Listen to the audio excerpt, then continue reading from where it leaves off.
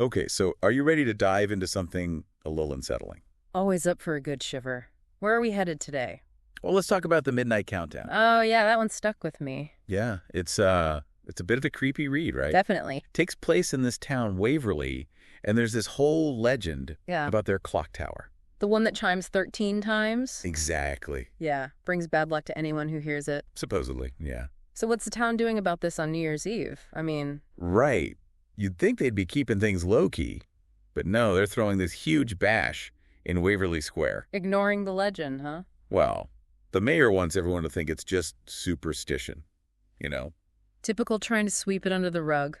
But then we've got Alice, this newcomer journalist, and she's not buying it. She's there for the story. Yeah, she wants to see if there's any truth to this legend. Brave or foolish. Maybe a little of both, right? You have to wonder, though, why is she so drawn to this? Right. What's her angle?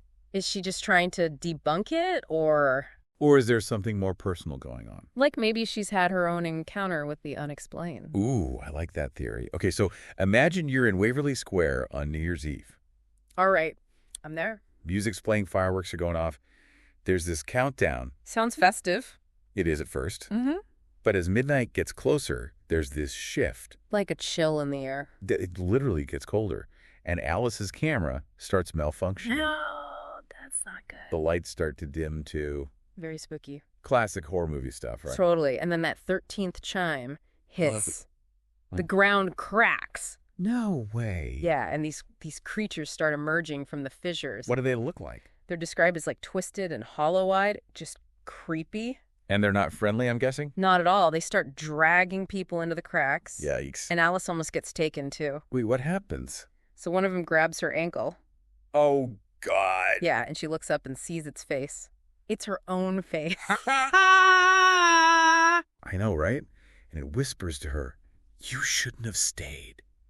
That's chilling. So then dawn breaks and everything's silent. Silent. What about the party?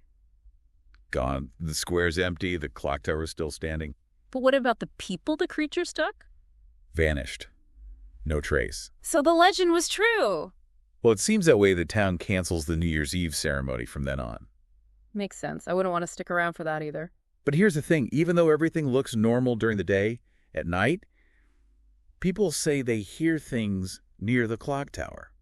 Like what? Faint laughter and screams. Okay, that's just creepy. So what do we make of all this? Well, it seems like this midnight countdown is more than just a spooky story. Right, it's making us think about what we believe. Exactly. You've got the mayor, who represents like the modern way of thinking, Just explain everything away. Ignore the things you can't explain. Right, and then you have Alice, who's drawn to the mystery. But is she really trying to debunk it? That's a good question. I mean, she seems almost too interested, like she wants it to be true. Maybe she's looking for something. Maybe she wants to believe. So is this whole thing about belief then?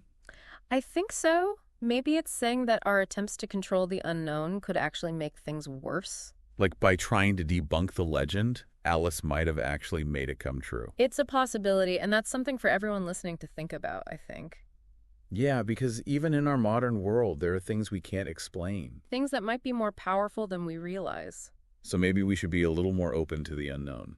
Or at least a little more respectful of it. Definitely something to ponder next time you hear a clock chime 13 times.